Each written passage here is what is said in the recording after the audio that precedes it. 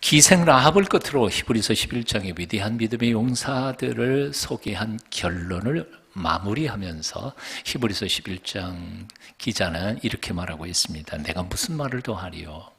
이 말은 할 말이 더 이상 없다는 말이 아니라 더 이상 말할 필요가 없다는 말이죠. 그리고 또 이 믿음의 용사들에 대한 이야기들이 너무너무 많기 때문에 아무리 잘 설명을 하려고 해도 시간이 부족하다는 자기 고백입니다. 그렇습니다. 믿음의 발자취를 남긴 위대한 분들의 이야기를 나누다가 보면 사실은 시간이 부족하죠. 수요 기도회 때 우리는 야곱이라고 하는 인물을 몇 달째 공부하고 있습니다. 아직도 끝 못 냈습니다. 아마 앞으로도 몇 달 더 공부를 하게 될 것 같아요. 성경 속에 나타난 야곱이라고 하는 한 인물을 공부하는 데에도 몇 년 걸리는데 하물며 그 이하 많은 위대한 믿음의 용사들을 공부하는데 아마 평생 공부해도 모자랄 거라는 생각해 봅니다. 성경의 인물만 그렇겠습니까?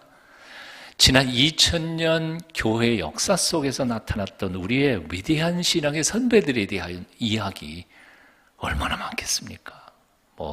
항상 소개했던 성 어거스틴이라든지 토마스 아퀴나스나 하는 이런 학자들도 있지만 위대한 영성가들도 참 많지 않아요. 우리 한국교회는 이제 겨우 100년 조금 넘었습니다. 근데 이 100년 조금 넘은 한국교회 안에도 우리의 존경하고 사랑하는 위대한 믿음의 선배들이 얼마나 많습니까? 요즘 이제 시중에 영화관에서 상영되고 있는 일사각보, 주기철 목사님의 이야기 얼마나 할 얘기가 많습니까?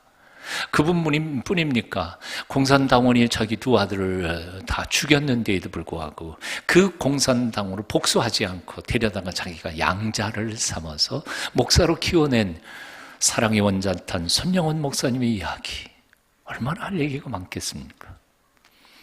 평양 깡패 두목이었었습니다. 그런데 예수님을 만난 후 삶이 확 뒤집어 바뀐 후에 일제시대 때 희망을 잃어버렸던 우리 조선인들에게 희망을 주었던 바로 평양 깡패 김익두라고 하는 목사님의 이야기.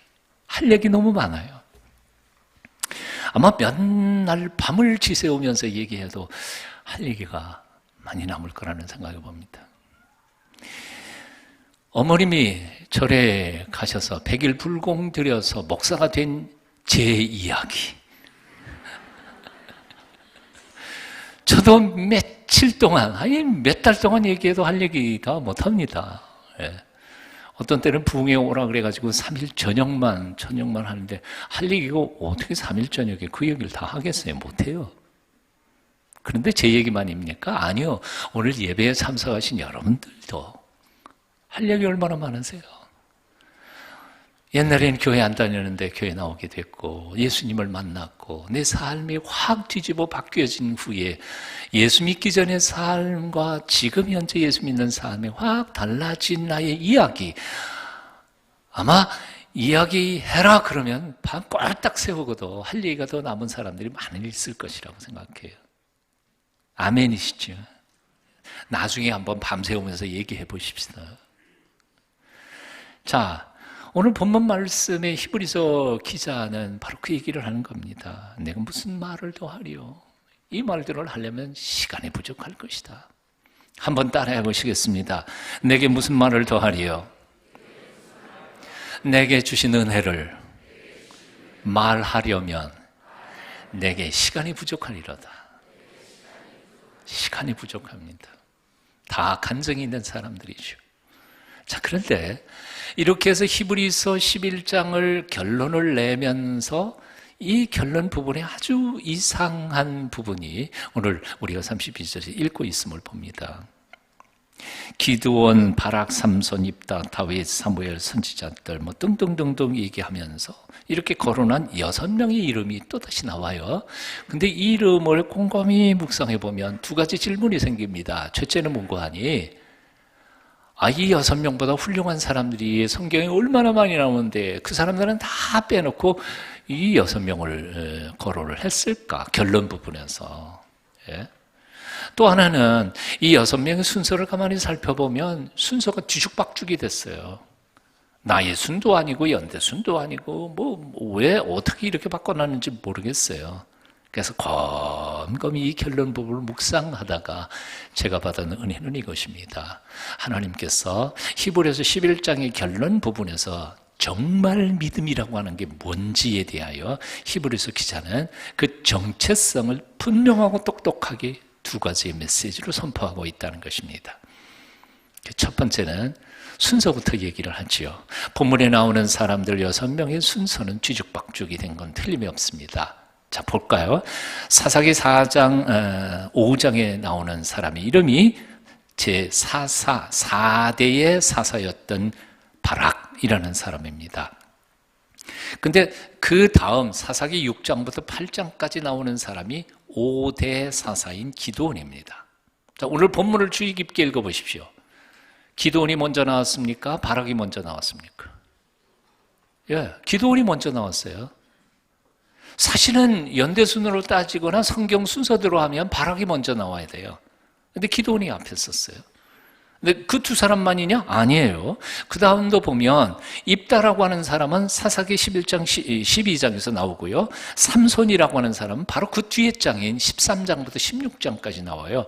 그러니까 삼손도 입다보다 뒤에 있는 사람이에요. 그런데 삼손이 또 앞으로 나왔어요. 가장 결정적인 거. 자, 다윗을 누가 기름 부어서 왕으로 세웠나요? 사무엘이죠. 우리가 인간적인 상식으로 생각하면 다윗이 먼저 나와야 돼요? 사무엘이 먼저 나와야 돼요? 당연히 사무엘이 먼저 나와야 돼요. 근데 순서가 또 바뀌었어요. 다윗과 사무엘. 이게 도대체 왜 이런 거예요? 이유는 간단해요. 하나님은 당신의 자녀들을 등수 매기지 않기 때문에. 이해가 되세요? 웃는 분들은 다 이해가 된 거예요. 한번 따라해 보시죠. 하나님은 당신의 자녀들을 등수 매기지 않으신다. 예, 5남매예요. 그러면 내 마음에 꼭 드는 놈 1등 뽑아내실 수 있어요? 2등 뽑아내실 수 있어요? 3등 못 뽑아내요. 5개 손가락 중에 깨물어서 안 아픈 손가락이 아무도 없어요. 다 똑같아요. 하나님은 당신의 자녀들을 줄 세우지 않으세요. 서열을 매기시지 않으시는 분이시다 그 말이에요. 우리 인생들은 너나 할 것 없이 등수 매기기를 좋아해요. 지금 초등학교 때 등수 안 나오죠, 요즘은. 어린이 여러분. 학교에서 성적표 받아가지고 등수 매기나요? 안 나와요, 요즘에. 옛날에는 그게 나왔어. 60명 중에 1등, 2등. 등수 떨어지면 오늘은 집에 가서 아빠한테, 엄마한테 회초리 맞을까? 저는 밖에서 고민하던 때가 많았어요. 근데 중학교 올라가면 등수 나오죠. 참, 왜 나올까, 이거는. 이게 초등학교에서도 등수는 안 나오는 데에도 선생님들이나 아니면 학부모들은 자꾸 등수를 매겨요. 모르게. 그래서 학원도 보내야 되고요. 태권도 학원, 피아노 학원, 요즘에 쟤네들이 얼마나 불쌍한지 몰라요. 그 조그만 어깨에 가방만 해도, 학원 가방만 해도 4개, 5개. 어린이 여러분, 그렇다고 부모님한테 데모하라는 건 아니에요. 부모님이 정신 차려야 되는 거지. 여하튼 학교에서도 등수, 직장에서도 등수, 교회에서도 등수를 매겨요. 누가 나이가 더 많으냐, 누가 먼저 왔느냐, 누가 안수 먼저 받았느냐, 기수가 누가 빠르냐, 누가 선배냐, 후배냐. 제가 동순교회 온 지 21년째입니다만 20년 전에 왔을 때 저기 교회 뒷마당에서 고등학생인가 선배가 후배 혼내는 거 봤어요. 차렷, 열중사, 차렷, 경련. 선배한테 깍듯이 안 되겠다고 후배를 혼내는 거예요. 엎드려 뻗쳐. 야, 교회에서도 그랬어요. 나는 이해가 안 갔어요. 제가 고등학교 선생을 몇 년 했지만 어떻게 교회에서 이럴 수 있을까? 교회에 부목사님들이 여러 분 계세요. 그러다가 보니까 대빵 부목사님이 누굴까? 그래서 수석 부목사 혹은 선임 부목사를 찾아요. 장로님들이 많으시니까 수석 장로님이 누군가, 선임 장로님이 누군가. 그런데 총회헌법, 대한예수교회 장로의 총회헌법에 보면요, 수석도 없고 선임도 없어요. 그런 거 없어요. 하느님 앞에서 우리는 다 뭐예요? 다 1등이에요. 와, 행복하지 않으세요?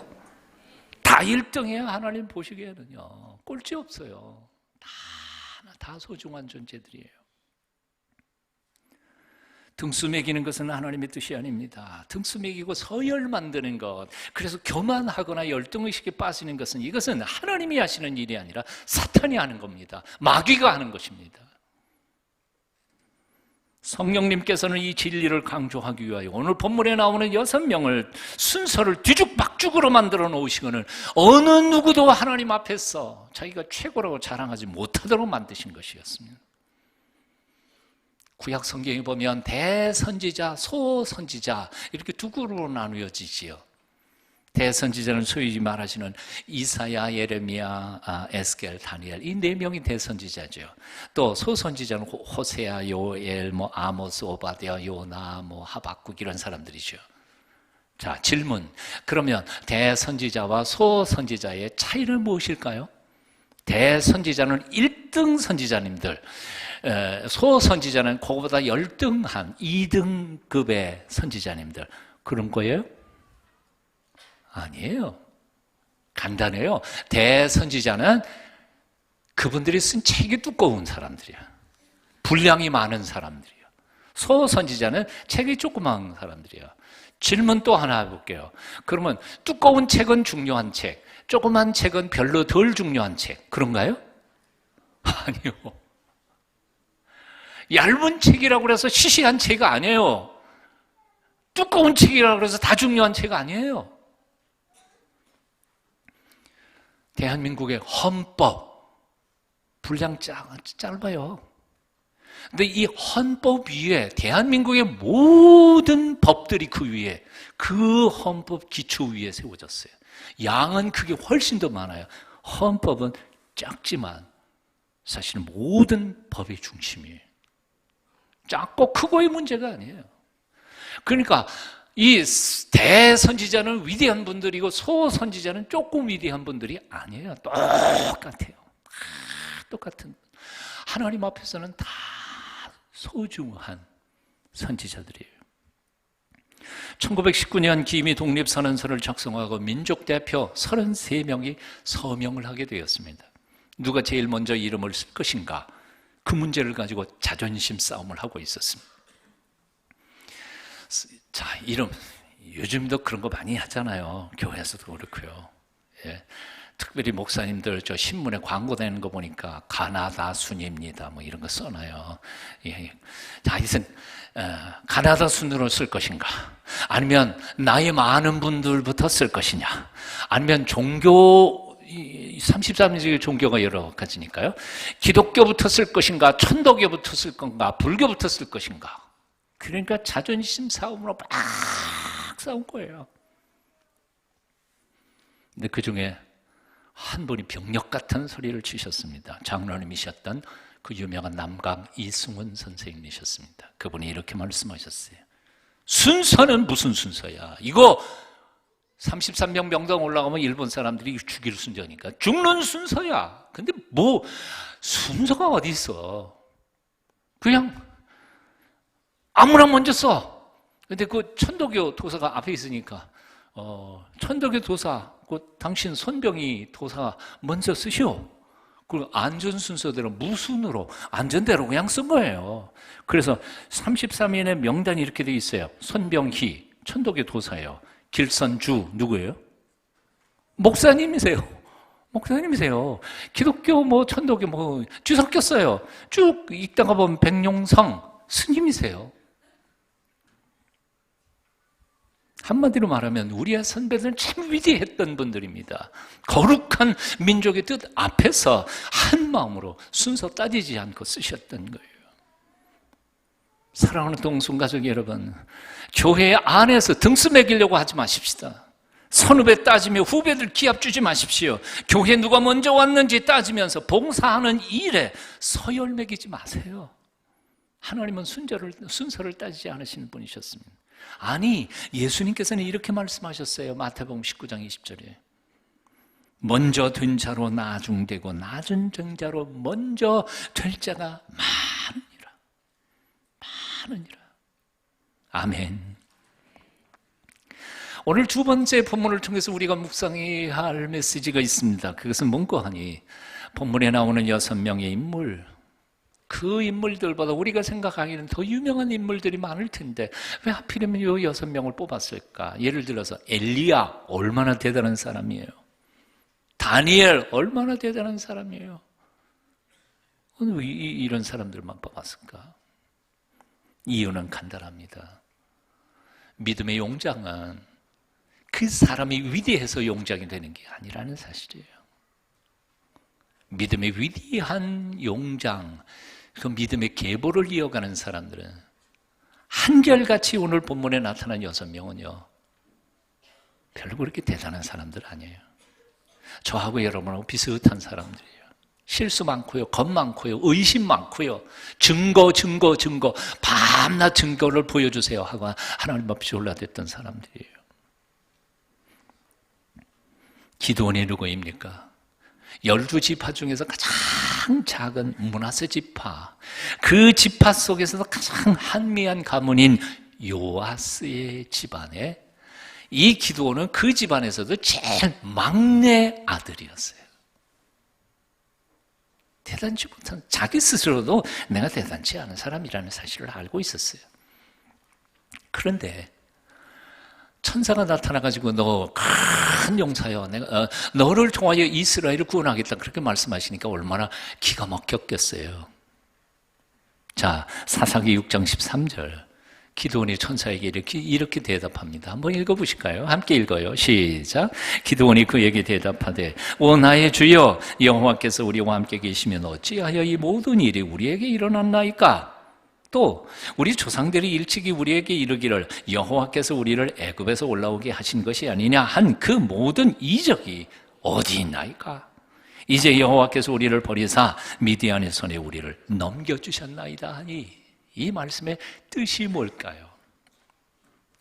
천사가 하나님이 너와 함께 계시도다 큰 용사요. 그러니까 아니, 하나님께서 계신다면 우리 민족이 왜 이렇게 고통을 당해야 합니까? 하나님의 분명 우리에게 있는 게 맞아요? 아무리 생각해도 하나님은 안 계신 것 같아요.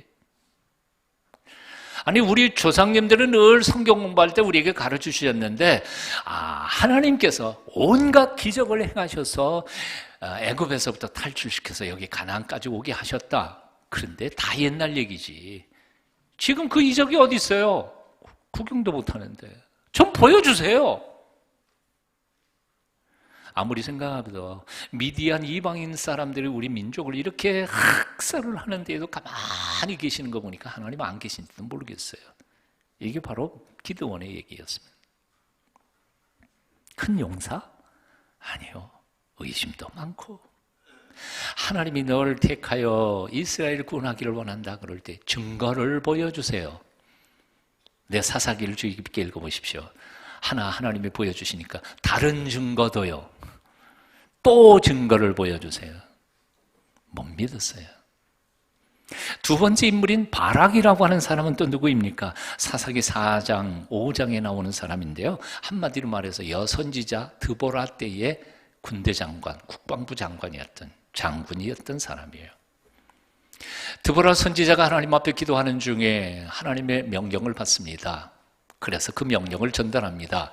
바로 이 바락 장군을 불러가지고는 이렇게 말합니다. 하나님이 당신 보고 저 드볼산에 가가지고 10,000명 군사를 데리고 가서 쳐부수면 이긴다고 하나님이 말씀하셨습니다. 가십시오. 그랬더니 이 바락이 뭐라 그런지 압니까? 바로 사사기 4장 8절에 이렇게 말합니다. 한번 같이 읽어봐요. 함께 읽어요. 시작. 바락이 그에게 이르되 만일 당신이 나와 함께 가면 내가 가려니와 만일 당신이 나와 함께 가지 아니하면 나도 가지 아니하겠노라. 뭔 뜻인지 이해가 되세요? 선지자가 누구라고요? 드보라. 여자예요, 남자예요? 여자예요. 여자를 무시하는 거 아니에요. 여자도 무서운 사람 많아요. 남편 때리는 사람도 힘 있는 사람도 있지만 드보라 선지자예요. 선지자가 하나님의 명령을 받아가지고 국방부 장관에게 10,000명 끌고 가서 두볼산에서 적과 싸우십시오. 하나님이 이기게 하시겠다고 말씀하셨습니다. 그랬더니 이 국방부 장관이 이 산의 대장부가 뭐라 그러는지 아세요? 당신이 가시면 나도 가고 당신이 안 가시면 나도 못 갑니다. 이 여자 치마폭에 숨어가지고 벌벌 떨고 있는 이게 국방부 장관이에요. 하나도 명예의 전당에 이름을 올릴 사람 같지가 않아요. 이 사람 아무리 봐도요. 또 다른 사람 볼까요? 삼손. 예, 그는 출생이 좋았습니다. 나시진으로 태어났습니다만 그는 한 번밖에 못 사는 삶을 장난처럼 살았어요. 결혼도 장난처럼 하고요. 망나니처럼 블레셋하고 싸우는 그 싸움 자체도 완전 장난이에요. 그러다가 결국은 드릴라에게 쏘가서 유혹받아가지고 두 눈알 다 뽑히잖아요. 마지막 죽는 것도 처절하게 죽지 않아요. 그게 무슨 믿음의 조상이에요. 믿음의 용사라고 하기에는 좀 아닌 것 같아요. 네 번째, 입다라고 하는 사람도 등장합니다. 입다는 희생첩, 정실부인도 아니에요. 기생첩의 소생이에요. 그 기생 이름이 누군지도 몰라요. 성경에 이름이 안 나왔어요. 태어났습니다. 그랬더니 배 다른 형님들이 넌 우리 집 피가 아니야. 그래서 쫓아냈어요. 집에서도 못 살아요. 쫓겨나가지고 거리를 배회하다가 거리의 유랑자들과 함께 해서 깡패 두목이 된 사람이에요. 입다가요. 근데 암만족석이 쳐들어오니까 싸움질은 잘하니까 거기 사람들이 물러 모아가지고 그 입다를 불러서 야, 국방부 장관 시켜줄 테니까 좀 제발 싸워다오. 그러니까 싸워서 나가서 승리한 거예요. 입다에게는 민족도 없고 여호와를 영광을 위해서 싸운 것도 아니었어요. 자신의 입신 출세를 위해서 한번 싸운 것뿐이에요. 깡패 두목으로. 이런 사람이 무슨 믿음의 아닌 것 같아요. 아무리 생각해봐도. 제가 너무 과하게 얘기하나요? 다윗과 사무엘만큼은 그래도 믿음의 계보에 이름이 오를 것 같은 사람이죠. 그럼에도 불구하고 이 두 사람마저도 그렇게 흠없는 사람들은 아니었습니다. 아시는 것처럼 다윗은요, 간암죄였죠. 그리고 그걸 캄프라 잘라고 그 남편을 갖다가 전쟁 최전방에 보내서 죽였죠. 살인 교사죄 준 거 아니에요. 중범죄. 사실 못된 놈이에요. 하나님이 용서해 주셨으니까 용서하는 거지. 사무엘은요, 흠이 그렇게 나타난 건 없는 것 같이 보여요. 하지만 하나님께서 사울을 버리셨을 때에 끝까지 안타까워서 통곡하고 미련을 버리지 못한 사람이 사무엘이에요. 그리고 마지막에는요, 사무엘이 죽고 난 다음에 누가 문제를 일으켜요? 그 자식들, 자녀 교육을 잘못해가지고 자식들이 이스라엘을 쑥밭을 만들어버려요. 다시 말하면 사무엘은 자기 아들들, 자녀 양육을 제대로 잘 못한 참 무능한 아버지였어요. 이렇게 얘기해놓고 보니까 이 6명이 다 뭐예요? 다 빼야 돼요. 히브리서 11장에 위대한 용사들의 명단에서는 다 빼야 되는데 그걸 골라가지고 거기다 다 올려놨어요. 왜 그럴까요? 이유는 맨 처음 말씀드렸던 것처럼 히브리서 11장에 나오는 모든 용사들은 그들의 믿음이 훌륭하고 충성스럽고 그래서 올라간 사람들이 아니라는 사실이에요. 그리고 우리의 믿음이라고 하는 것은 우리의 의지나 우리가 가지고 있는 어떤 속성을 가리키는 것이 아니라 우리의 작은 믿음을 통해서도 기적을 행하시는 하나님 그분을 의뢰하는 것이 바로 믿음의 속성이라는 것이지. 이해가 되십니까? 다른 말로 이렇게 말해보죠. 히브리서 11장의 위대한 믿음의 용장들을 공부하다가 보면 우리는 그들을 쓰신 하나님을 잊어버리려고 해요. 그 용장들만 기억하지. 하나님을 떠나서는 그들의 믿음이 결코 온전한 믿음일 수 없다는 사실을 잊어보고요. 믿음이 믿음일 수 있는 것은 바로 그 믿음을 들어서 위대하게 쓰신 하나님이 살아 계심에 근거가 되는데, 우리는 그 하나님만 떼놓고 모세가 위대하고 아브라함이 위대하고 이삭이 위대하고 그러다 보니까 하나님 빼먹고 착각한다는 거예요. 저의 은사였던 리처드 포스터 교수님은 한 번에 이렇게 Celebration of Discipline 이라고 하는 책 서론 부분에서 이런 얘기를 해요. 우리 앞서간 믿음의 용장들을 공부하다가 보면 그 믿음의 용장들이 우리에게 힘을 주는 게 아니라 힘을 빼버린다는 거예요. 무슨 얘기인지 이해가 되세요? 여러분, 모세가 얼마나 위대한 역사를 이루었는지를 공부하다가 보면 여러분 마음속에 힘이 생깁니까? 힘이 빠집니까? 무슨 얘기인지 또 못 알아들으셨어. 힘이 빠지는 거예요. 왜냐하면 와, 모세는 그렇게 위대한 일 했네. 근데 나는 못해. 내가 모세가 아니거든. 엘리야는 불의 선지자로 일했어요. 그걸 읽을 때마다 나는 힘이 빠져. 왜 나는 이렇게 기도를 못할까? 나는 엘리야가 아니니까. 그런데 성경이 전해주는 메시지는 그 반대거든요. 엘리야도 뭐라고요? 우리와 똑같은 성적의 사람이었어요. 모세, 우리하고 똑같이 실수 많이 했던 사람이에요. 아브라함 마찬가지예요. 다윗 마찬가지예요. 다 형편없는 사람들이었는데 하나님이 들어서 위대하게 쓰신 것뿐이라는 거지.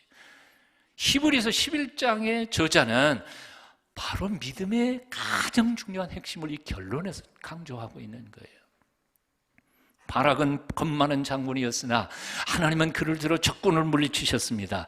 기드온도 의심 많은 철부지였지만 하나님은 그의 300명을 들어서 미디안 25만 명을 이기게 하셨습니다. 입다는 기생첩의 아들로 집에서 쫓겨난 깡패 두목이었지만 하나님은 그를 주로 암몬 자손을 물리치셨고, 삼손은 자기 본분을 잃고 타락한 망나니였지만 하나님은 그를 들어 그 민족의 원수 블레셋의 원수를 갚게 하셨습니다. 아버지도 그렇고 형님들도 다 철저히 무시했던 막내둥이 중범죄자 다윗, 하나님이 그와 함께 하시니까 이스라엘의 건국의 아버지가 되고, 제 자식도 제대로 키우지 못한 형편없는 무능한 아버지인 사무엘도 하나님이 들어 쓰시니까 이스라엘의 건국의 기틀을 마련한 지혜로운 영적 지도자가 될 수 있었다는 겁니다. 이게 바로 히브리서 11장 믿음의 정체성의 결론 부분이 얘기하는 겁니다. 히브리서 11장에 나오는 용사들은 모두 믿음이 좋아서 큰 역사를 이룬 게 아니었단 말입니다. 삼손이 힘이 강해서, 바락이 작전을 잘 세워서, 기드온이 전술이 뛰어나서 승리한 게 아니었단 말입니다. 오직 그들을 선택하시고 사용하신 하나님이 위대하신 분이셨기에 그들은 용사로 쓰임받았다는 것이지. 그래서 프랜시스 쉐퍼는 No Little Man, No Little People 이라고 하는 책 속에서 이렇게 표현합니다. 믿음의 나라에는 용장도 쫄장부도 따로 없습니다. 하나님의 능력의 선에 붙잡힌 사람은 용장이 되지만 그 손을 거절한 사람은 쫄장부가 되고 맙니다. 하나님의 능력의 손에 붙잡혀만 보십시오. 우리도 히브리서 11장에 이름이 오를 수 있다 그 말이에요. 사도 바울은 선포합니다. 고린도전서 1장 26절 이하이지요. 한번 같이 읽어보실까요? 형제들아, 너희를 부르심을 보라. 육체를 따라 지혜로운 자가 많지 아니하며 능한 자가 많지 아니하며 문벌 좋은 자가 많지 아니하도다. 그러나 하나님께서 세상의 미련한 것들을 택하사 지혜 있는 것들을 부끄럽게 하려 하시고 세상의 약한 것들을 택하사 강한 것들을 부끄럽게 하려 하시며 하나님께서 세상의 전한 것들과 멸시받는 것들과 없는 것들을 택하사 있는 것들을 피하려 하시나니 이는 아무 육체도 하나님 앞에서 자랑하지 못하게 하려 하십니다. 아멘. 자랑할 거 없어요. 교만하지도 마세요. 하지만 절망할 필요도 없어요. 누구든 하나님의 손에 잡히면 위대한 믿음의 용사로 쓰임받을 수 있는 거니까요. 오래전에 오스트리아 비엔나에서 하이든이 작곡한 오라토리아 천지창조가 연주되게 되었습니다. 하이든은 그때 병이 깊이 들어서 힘들었지만, 그러나 자신이 마지막일지도 모른다고 생각한 그는 그 연주회에 가서 참석하게 됐습니다. 그때 공연은 대단히 성공적이었습니다. 청중들이 모두 일어나 우렁찬 박수를 보내고 있었습니다. 지휘자와 악단을 향해 우렁찬 박수를 보내는 청중에게 답례하려고 지휘자가 돌아섰습니다. 돌아서서 답례하려고 하는 순간 그 앞에 하이든이 앉아있는 게 눈에 보였습니다. 갑자기 청중을 지지한 후에 그 지휘자는 이렇게 손가락을 표시하면서 여러분, 바로 이분입니다. 이분이 이토록 위대한 음악을 작곡하신 분이십니다. 그러니까 청중들이 다 시선이 하이든에게로 돌아가면서 또 우렁차게 박수를 치려고 합니다. 박수를 얼른 일어나가지고 제지한 후에 하이든은 저 향해 손가락을 올리면서 이렇게 말했다고 합니다.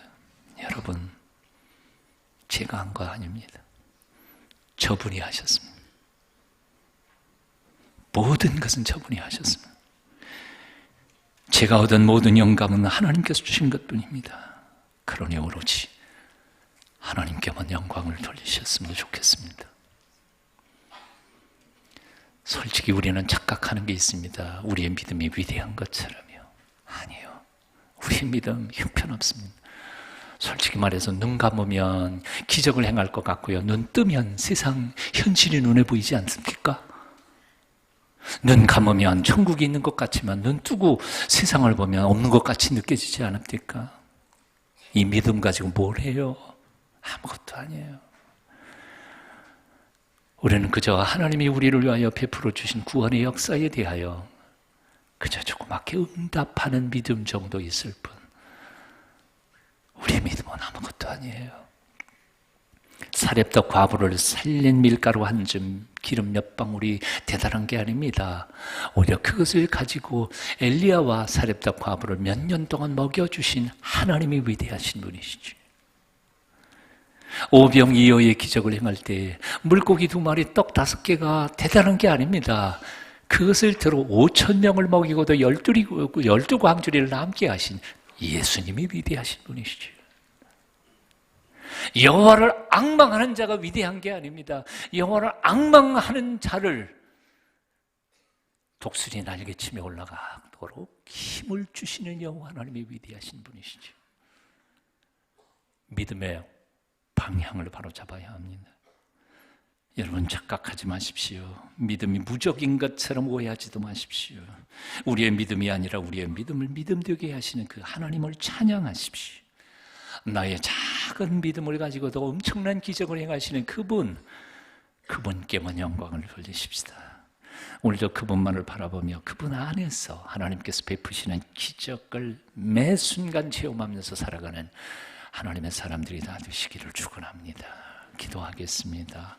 없는 자를 들어 있는 자를 부끄럽게 하시는 하나님, 우리의 믿음이 위대해서가 아니라 우리 작은 믿음을 들어 기적을 행하시는 하나님의 위대하신 분이심을 결코 잊지 않게 도와주시옵소서. 그리하여 오직 믿음의 주인이신 주님만 날마다 순간마다 바라보며 살아가게 도와주시옵소서. 예수님의 이름으로 기도하옵나이다. 아멘.